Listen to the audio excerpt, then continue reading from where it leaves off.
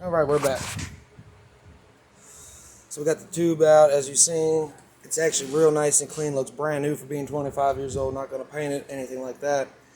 Cleaned up all that heat shrink wrap off of the bolt. Got a little anti-seize on there. I pretty much put anti-seize on anything that's going on the hot parts of the motor, unless it calls for a little bit of thread locker.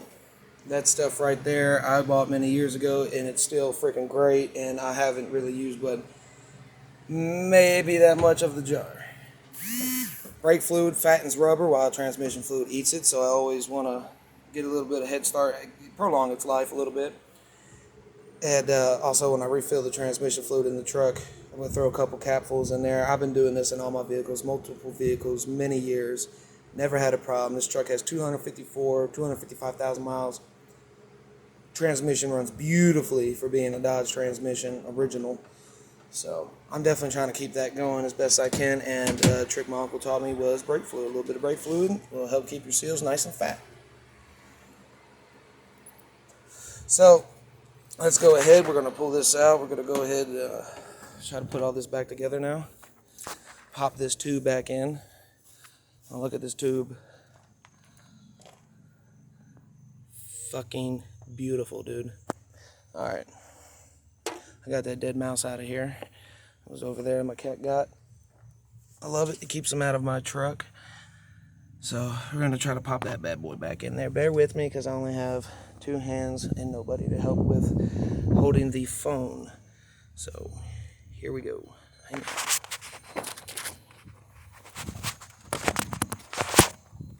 Well, it'll help if we went and got the O-ring. I don't have to do so much walking back and forth. My little shop. It's not much, but I'll fix the many of things in here. Let's go ahead and pull that out. We'll dump that little bit. I'm not worried about that. She's saturated. Actually, it looks a little fatter than it did when I put it in there. Alright. Let's see here. Where can we put you guys? See if we can try to... Alright. So right in here is where your O-ring is going to need to go. So actually, sorry. I'm doing the hold it between my legs method while stretching the seal on there without trying to break it. Boom. Alright. It's almost on. Here we go. See, that brake fluid also helped lube it up, slide right on there without having to worry about ripping nothing. And now we're going to try to go ahead and get you an angle so you can see the fun part of trying to stick this back in.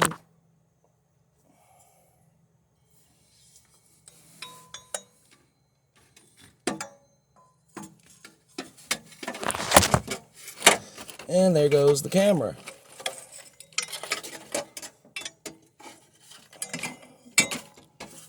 Alright. Getting this back in is not easy.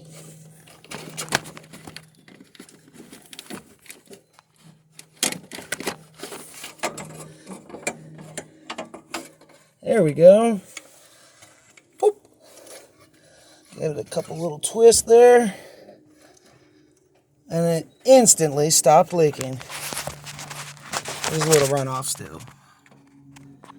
But plugged it right on up. What a nice little boop as it went in. Alright, I'm going to try to get this bolt back in here. I'm going to need as many hands as possible for this, so again, bear with me. We'll get you as best as a view as we can. So tuck you under this windshield wiper. Where are you at here? Where are we at? Can you see? That's as good as you're going to get. Alright, so we're going to come in here. I find top down is best. As you've seen how I removed it. We're going to use two hands here. I'm going to follow this back. Find the hole is going to be the hardest part of my life.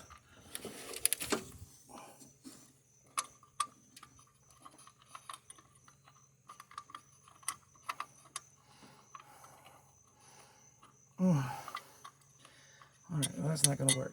Alright, let's see here. First off, where's the hole? All right, found the hole. There's the hole. There's the tube.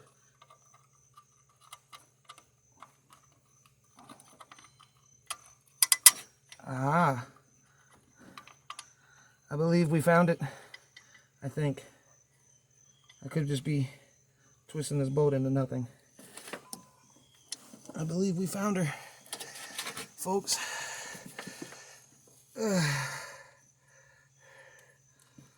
Now I've lost it again. Where the heck was I? Alright, wire harness, you're gonna have to move a little bit. Okay, there you are. So let's see. Come down this way. There she be. Oh my God, I'm so bent over right now. I feel like I'm getting a prostate exam. Now, anti-seize is definitely helping it twist back in by hand easier, which is saved me a lot of time and headache. Oh my God, my stomach. I'm too fat. I'm trying to use a ratchet on this to get it back in place.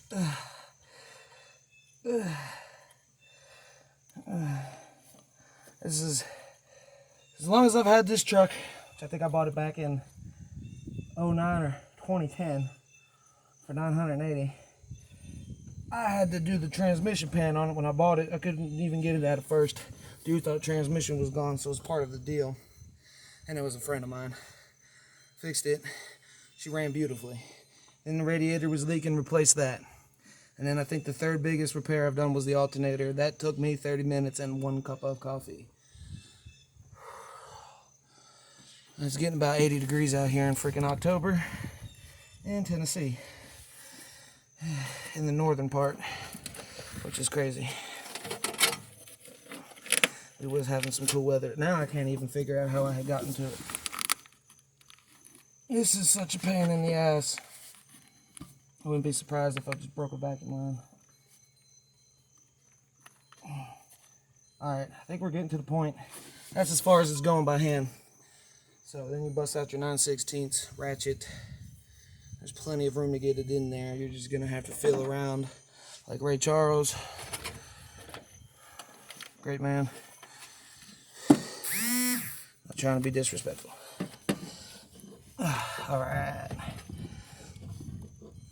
There she be.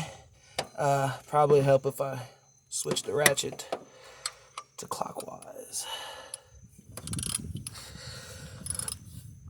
Or some people are easily taught lefty loosey, righty tighty.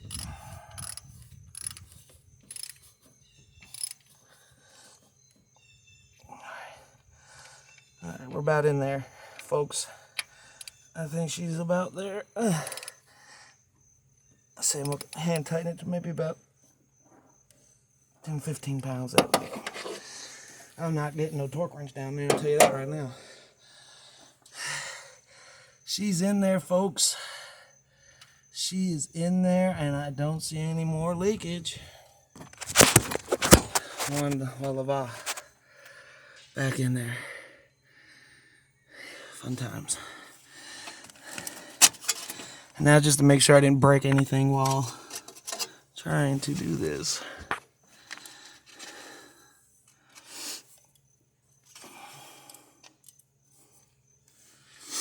Oh, all right. And there she be, folks. Transmission dipstick tube O-ring seal on a 1995 Dodge Dakota.